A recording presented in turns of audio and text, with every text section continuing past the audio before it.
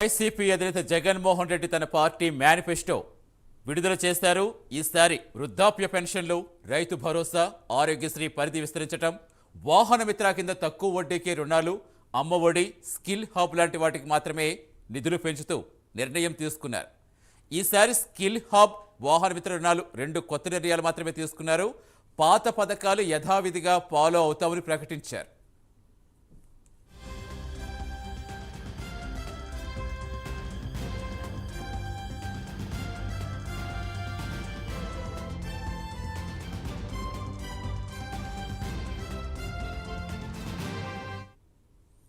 YCP అధినేత జగన్మోహన్ రెడ్డి తన party manifesto విడుదల చేశారు. ఈసారి వృద్ధాప్య పెన్షన్లు, రైతు భరోసా, ఆరోగ్యశ్రీ పరిధి విస్తరించడం, వాహన మిత్ర కింద తక్కువ వడ్డీకే రుణాలు, అమ్మఒడి, స్కిల్ హబ్ లాంటి వాటికి మాత్రమే నిధులు పెంచుతూ నిర్ణయం తీసుకున్నారు.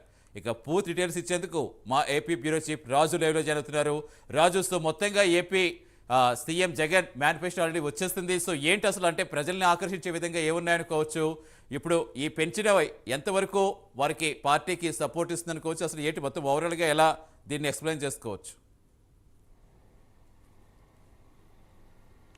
రైట్ సతీష్, మొత్తం మీద ఇవాళ వైఎస్ఆర్ కాంగ్రెస్ పార్టీకి సంబంధించినటువంటి మేనిఫెస్టోని విడుదల చేసినటువంటి పరిస్థితి. గతంలో ఏ విధంగా అయితే నవరత్నాల పేరుతోటి వైఎస్ జగన్మోహన్ రెడ్డి అధికారంలోకి వచ్చారో, ఈసారి కూడా 9 హామీలతోటి అధికారంలోకి రావాలి అనేటటువంటి ఏకైక ఉద్దేశంతో ఇవాళ మేనిఫెస్టోని విడుదల చేసినటువంటి పరిస్థితి. ఇవాళ మేనిఫెస్టో కూడా 2 పేజీల మేనిఫెస్టోని ఆయన విడుదల చేశారు. ఈ మేనిఫెస్టోలో 9 అంశాలని ప్రధానంగా తీసుకున్నారు. సో ఇందులో ఇందాక మీరు చెప్పినటువంటి ఆ 9 అంశాలతో పాటు ఏదైతే ముఖ్యంగా ఇప్పుడు గతంలో ఉన్నటువంటి పథకాలనే యాజ్ టీజ్గా అమలు చేస్తూనే వాటిలో మార్పులు, అంతేకాకుండా వాటి పరిధిని విస్తరిస్తూ నిర్ణయం అయితే తీసుకున్నటువంటి పరిస్థితి. సో ఇప్పటి వరకు కూడా కేవలం సంక్షేమం మీద ఆధారపడి ప్రభుత్వాన్ని నడిపించారు. సో అభివృద్ధి ఎక్కడా లేదు అని చెప్పినటువంటి నేపథ్యంలో ఈసారి 9 అంశాలు అభివృద్ధి అనేటువంటి అంశాన్ని కూడా ఆయన చేర్చినటువంటి పరిస్థితి. సో అభివృద్ధిని కూడా ప్యారలల్గా రాష్ట్ర అభివృద్ధికి అవసరమైనటువంటి చర్యలు తీసుకుంటామని చెప్పినటువంటి పరిస్థితి. మరోపక్క ఇవాళ ఆయన ప్రసంగంలో అనేక అంశాలను ప్రస్తావించారు. మరి ముఖ్యంగా తెలుగుదేశం పార్టీ ఇచ్చినటువంటి సూపర్ 6 హామీలు కావచ్చు, అంతేకాకుండా ఇతర మేనిఫెస్టోలు ఏవైతే ఉన్నాయో దాని మీద కూడా ఆయన తీవ్ర ఆగ్రహం వ్యక్తం చేశారు. అవి అమలు చేయాలంటే దాదాపు 1,50,000 కోట్లకు పైచిలుకు సంక్షేమ పథకాలకి ఖర్చు చేయాల్సినటువంటి పరిస్థితి ఉంటుంది. సో 2014లో అధికారంలోకి వచ్చినటువంటి టీడీపీ అప్పట్లో ప్రజలకు ఇచ్చినటువంటి హామీలు నెరవేర్చలేదు. సో ఈసారి కూడా కల్లబుల్లి మాటలు చెప్పేటువంటి ప్రయత్నం చేస్తోందని ఆయన ఎక్కువ సమయం చంద్రబాబుని అలాగే కూటమిని టార్గెట్ చేస్తూ ఆయన ప్రసంగం కొనసాగింది. 2 పేజీల మేనిఫెస్టోని ఆయన విడుదల చేశారు. గతంలో ఏ విధమైనటువంటి పథకాలు ఉన్నాయో వాటిని కాస్త పెంచుతూ నిర్ణయాలు అయితే తీసుకున్నటువంటి పరిస్థితి. సో సీఎం జగన్మోహన్ రెడ్డి తీసుకున్నటువంటి హామీలు కానీ మనం కానీ చూసుకున్నట్లయితే ఈ 9 హామీల్లో ఎస్పెషల్లీ అమ్మఒడి, సో అమ్మఒడి ద్వారా ఎక్కువ ఓట్లు రాబట్టవచ్చు అనేటటువంటి ఉద్దేశంతో గతంలో ఆ పథకాన్ని ఆయన ప్రవేశపెట్టారు. అప్పట్లో 15,000 రూపాయలు ఆ పథకానికి ఇస్తూ ఉన్నటువంటి పరిస్థితి. అయితే ఆ తర్వాత మరుగుదొడ్లు, అంతేకాకుండా అక్కడ పరిశుభ్రతకి క్లీనింగ్ కోసం ఒక ఏడాది 1,000 రూపాయలు తగ్గించి 14,000, రెండో ఏడాది 1,000 రూపాయలు తగ్గించి 13,000 మాత్రమే ఖాతాల్లో జమ చేసినటువంటి పరిస్థితి. అయితే దాన్ని 15,000గా పొందుపరిచినటువంటి నేపథ్యంలో ఇప్పుడు దాన్ని 17,000కి పెంచుతూ నిర్ణయం తీసుకున్నటువంటి పరిస్థితి. మరోపక్క వృద్ధాప్య పెన్షన్లు, అంతేకాకుండా సామాజిక పెన్షన్లు ఏవైతే ఉన్నాయో వీటికి సంబంధించి కూడా ఒక నిర్ణయం తీసుకోవడం జరిగింది. సో పెన్షన్లని 3,500 రూపాయలకు పెంచుతాం, అది కూడా 2 విడతలు అని చెప్పినటువంటి పరిస్థితి. సో ఇప్పటికే 3,000 రూపాయలు ఇస్తూ ఉన్నటువంటి ప్రభుత్వం ఒకసారి 250 రూపాయలు, మరొకసారి 250 రూపాయలు, అంటే 3,500 వరకు 5 ఏళ్లలో పెంచుతాము అని చెప్పేసి ఈ మేనిఫెస్టో ద్వారా ఆయన వెల్లడించినటువంటి పరిస్థితి. మరోపక్క కాపు నేస్తం పథకానికి 60,000 రూపాయల వరకు ఇస్తున్నటువంటి రుణాల్లో ఇప్పుడు దాన్ని 1,20,000కి మార్చారు. అలాగే ఈబీసీ నేస్తం ద్వారా 4 దఫాల్లో 45,000 నుంచి 1,05,000 రూపాయలకి ఆ స్థాయిని కూడా, పరిమితిని కూడా పెంచినటువంటి పరిస్థితి. మరోపక్క కళ్యాణం వస్తూ అలాగే షాదీ తోఫా లాంటి కార్యక్రమాలని వచ్చే 5 ఏళ్ల పాటు కూడా కంటిన్యూ చేయబోతున్నామని చెప్పేసి ఆయన మేనిఫెస్టోలో చెప్పినటువంటి పరిస్థితి. మరోపక్క పేదలందరూ కూడా ఇళ్ల పట్టాలు ఇస్తామని చెప్తూనే మరోపక్క పట్టణంలో ఉన్నటువంటి మధ్యతరగతి ప్రజలకు వాళ్లకు కూడా సొంతింటి కళను సాకారం చేయాలి అనేటువంటి ఏకైక లక్ష్యంతో ఎంఐజీ ప్లాన్ల కింద తక్కువ ధరకే ఇళ్ల ప్లాట్లను ఇచ్చేందుకు అవసరమైనటువంటి చర్యలను ప్రభుత్వమే తీసుకుంటుంది అని చెప్పేసి ఆయన మేనిఫెస్టోలో చెప్పారు. అలాగే వైఎస్ఆర్ చేయూత పథకాన్ని కూడా అంటే 75,000 రూపాయల వరకు కూడా ఇప్పుడు వైఎస్ఆర్ చేయూత పథకం ద్వారా ఇస్తున్నారు. దాన్ని 1,50,000 రూపాయలకి పెంచినటువంటి పరిస్థితి. మరోపక్క వైఎస్ఆర్ సున్నా వడ్డీ రుణాలు కూడా 3 లక్షల రూపాయల వరకు ఇచ్చే విధంగా నిర్ణయం ఉండబోతోంది అని చెప్పేసి ఆయన మేనిఫెస్టోలో చెప్పినటువంటి సిచ్యువేషన్ కనిపిస్తుంది. అలాగే వాహన మిత్ర, అలాగే మత్స్యకార భరోసా అని కంటిన్యూ చేస్తూనే దానికి వాటి పరిమితులు కూడా పెంచారు. సో మత్స్యకారులకి ఇప్పటివరకు 50 లక్షలు ఇస్తుంటే దాన్ని 1 లక్షకు పెంచుతామని చెప్పేసి చెప్తున్నటువంటి పరిస్థితి. సో రాష్ట్రంలో ఉన్నటువంటి దాదాపు 2,43,000 మంది మత్స్యకారులకు ఈ పథకం ద్వారా లబ్ధి చేకూరుతుందని చెప్పేసి జగన్మోహన్ రెడ్డి చెప్పినటువంటి పరిస్థితి. మరోపక్క రైతు భరోసాకి ఇప్పటివరకు 13,500 రైతులకు ఇస్తూ ఉంటే దాన్ని 16,000కు పెంచుతూ ఈ మేనిఫెస్టోలో హామీ ఇచ్చినటువంటి పరిస్థితి. అయితే రైతులకు ఉన్నటువంటి పథకాలను కూడా కొనసాగిస్తాము, రైతు భరోసా కేంద్రాలను ఏర్పాటు చేసి అక్కడ రైతులకు అవసరమైనటువంటి అన్ని కార్యక్రమాలను, అన్ని సహాయక చర్యలను కూడా చేపడతాము, కంటిన్యూ చేస్తామని చెప్పేసి జగన్మోహన్ రెడ్డి వాళ్ళు చెప్పినటువంటి పరిస్థితి. మరోపక్క ప్రభుత్వ ఉద్యోగుల పిల్లలు కూడా విదేశీ విద్యకు సాయం చేస్తామని చెప్పేసి ఆయన చెప్పినటువంటి పరిస్థితి. 10 లక్షల పైన 5 ఏళ్ల పాటు వడ్డీ ప్రభుత్వమే భరిస్తుంది. అంటే ఎవరైతే ప్రభుత్వానికి సంబంధించినటువంటి ఉద్యోగుల పిల్లలు విదేశాల్లో చదవాలనుకుంటున్నారో వాళ్ళకి 10 లక్షల పైన పడేటటువంటి వడ్డీనంతా కూడా ప్రభుత్వమే భరిస్తుంది అని చెప్పేసి ఆయన ప్రకటించినటువంటి పరిస్థితి. మరోపక్క ప్రభుత్వ ఉద్యోగులకు వైద్యము, అలాగే ఇళ్ల నిర్మాణానికి సాయం చేస్తామని చెప్పేసి మేనిఫెస్టోలో చెప్పారు. అంటే మేనిఫెస్టో చూసుకున్నట్లయితే అన్ని వర్గాల ప్రజలకు మంచి చేయబోతున్నాం అనేటువంటి ప్రయత్నం చేయడంతో పాటు ఇప్పటి వరకు కూడా ప్రభుత్వ ఉద్యోగుల్లో ఉన్నటువంటి వ్యతిరేకతని దాన్ని తొలగించేందుకు ప్రభుత్వ ఉద్యోగుల మీద ఆయన హామీల వర్షం అయితే కురిపించినటువంటి పరిస్థితి. అందులో భాగంగానే వాళ్ళందరికీ కూడా వైద్యాన్ని ఎక్కువ పెంచడం కావచ్చు, దాని పరిధిని విస్తరించినటువంటి పరిస్థితి. అంతేకాకుండా వాళ్ళకి అవసరమైనటువంటి ఇళ్ల స్థలాలను కూడా ఇస్తామని చెప్పేసి ఈ మేనిఫెస్టోలో ప్రకటించారు. మరోపక్క వాళ్ళ పిల్లలకు అయ్యేటటువంటి విదేశీ విద్య, సో ప్రభుత్వ ఉద్యోగుల్లో చాలామంది పిల్లల విద్యకు అవసరమైనటువంటి దాని మీద ఎక్కువ ఆధారపడి ఉంటారు, లోన్ల కోసం, సో రుణాల కోసం. సో దాన్ని టార్గెట్ చేసుకొని ఆ వర్గాన్ని కంటిన్యూ చేసేందుకు, ఆ వర్గం ఓట్లను రాబట్టేందుకు జగన్మోహన్ రెడ్డి ఈ పథకాన్ని ప్రవేశపెట్టారని చెప్పేసి చెబుతూ ఉన్నటువంటి పరిస్థితి. మరోపక్క రాష్ట్ర వ్యాప్తంగా హార్ట్ అలాగే క్యాన్సర్కి సంబంధించినటువంటి సెంటర్లు ఏర్పాటు చేస్తామని కూడా చెప్పినటువంటి పరిస్థితి. సో ఏదైనప్పుడు కూడా మొత్తం 9 అంశాలతోటి ఈరోజు మేనిఫెస్టోని అయితే విడుదల చేసినటువంటి పరిస్థితి. సో ఈ మేనిఫెస్టో ఏ విధంగా ప్రజలు నమ్ముతారు, సో ప్రజల్లోకి ఏ విధంగా తీసుకెళ్లాలి అనే దాని మీద ఖచ్చితంగా పార్టీ ఏర్పాట్లు కూడా చేస్తున్నటువంటి పరిస్థితి. ఇప్పటికే గడప గడపకు వైఎస్ఆర్ కాంగ్రెస్ పార్టీ చేసినటువంటి హామీల అమలుని తీసుకెళ్లినటువంటి ఆ పార్టీ ఈసారి ఎన్నికల్లో గెలిస్తే ఏం చేస్తాం అనేటటువంటి మేనిఫెస్టోని కూడా గడప గడపకు తీసుకెళ్లే ప్రయత్నం చేస్తామని చెప్పేసి ఆ పార్టీ అధినేత వైఎస్ జగన్మోహన్ రెడ్డి చెప్పినటువంటి పరిస్థితి కనిపిస్తుంది. సతీష్.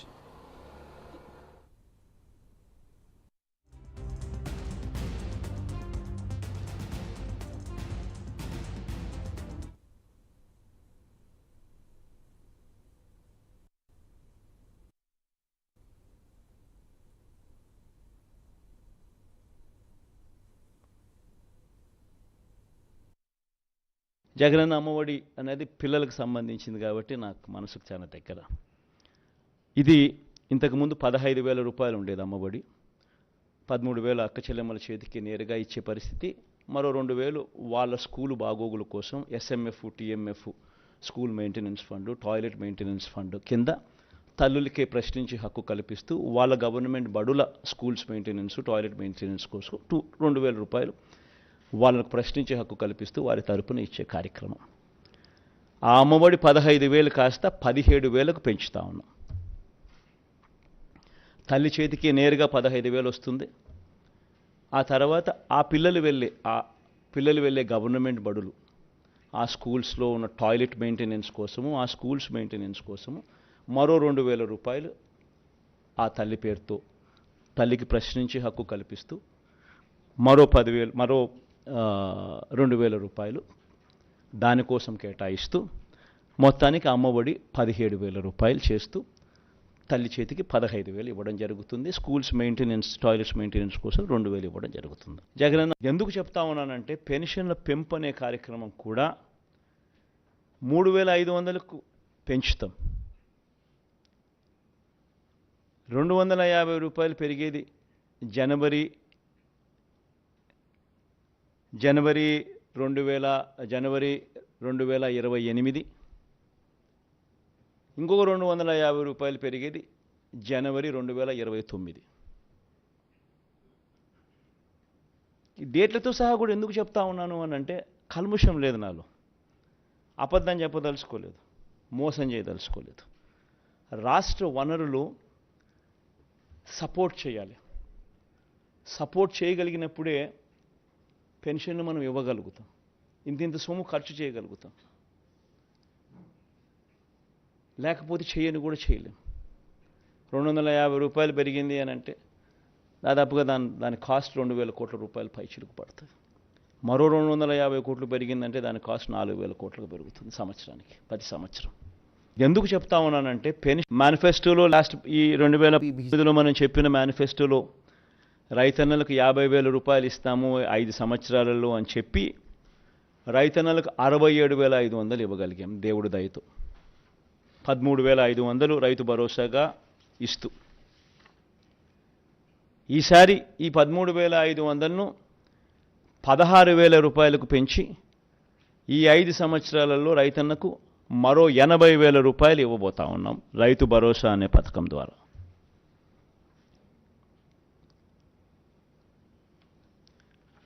దీనివల్ల 5 ఏళ్లలో రైతుల సంక్షేమం కోసం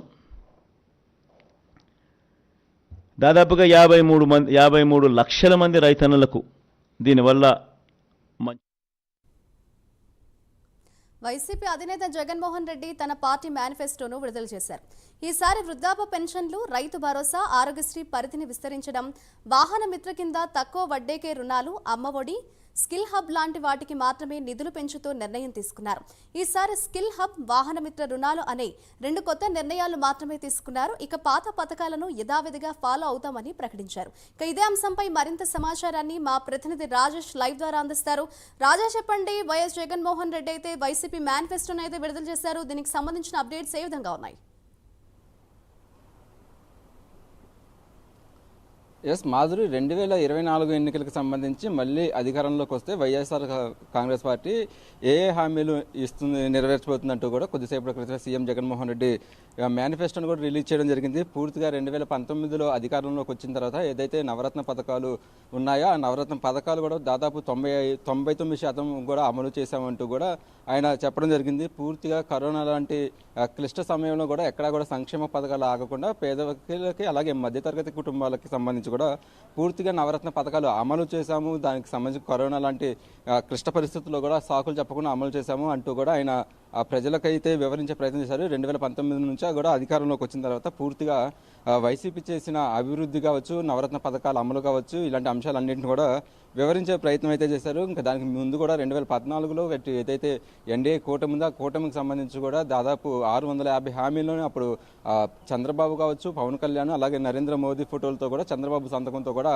హామీలు ఇచ్చారు. హామీలు ఇచ్చినప్పటికి కూడా పూర్తిగా హామీలు అమలు చేయలేదు. 2014లో కూడా ప్రజలను మోసం చేశారు అంటూ కూడా అటు ప్రతిపక్షాల మీద మండిపడుతూనే పూర్తి స్థాయిలో కూడా వైసీపీ ప్రభుత్వం వచ్చాక జరిగిన లబ్ధి గురించి కూడా ఆయన ఎక్స్ప్లెయిన్ చేయడం జరిగింది. దానికి సంబంధించి దానితో పాటు ఆర్థికంగా కూడా రాష్ట్రం గతంలో ఎలా ఉంది, ప్రస్తుతం ఎలా ఉంది అనేది కూడా మొత్తం పూర్తి స్థాయిలో ప్రజలకు వివరించి చెప్పారు. దానికి సంబంధించి కూడా 2024 ఎన్నికల్లో మళ్ళీ అధికారంలోకి వస్తే కేవలం అమలు చేయగలిగే హామీలను మాత్రమే తాను ఇస్తున్నానని చెప్పడం కూడా జరిగింది. పూర్తిగా అటు రాష్ట్ర ఆదాయ వనరులతో పాటు రాష్ట్ర బడ్జెట్ అలాగే కేంద్రం నుంచి వచ్చే నిధులు ఇలాగా అనేక అంశాలను కూడా దృష్టిలో ఉంచుకొని పూర్తిగా అమలు చేయగలిగే హామీలు మాత్రమే మేనిఫెస్టోలో పెట్టడం జరిగింది. పూర్తిగా 2024 ఎన్నికలకు సంబంధించి కూడా అధికారంలోకి వచ్చిన తర్వాత నవరత్నాలకు సంబంధించి కూడా వీటిని కొనసాగించడంతో పాటు మరికొన్ని కొత్త అంశాలను కూడా మేనిఫెస్టోలో చేర్చడం జరిగింది. ప్రధానంగా 2024 ఎన్నికలకు సంబంధించి వైసీపీ మేనిఫెస్టో విద్య, వైద్యం, రైతుల మీద కూడా ప్రధానంగా దృష్టి పెట్టిందని చెప్పుకోవచ్చు. రైతులకు సంబంధించి కూడా ఇప్పటికే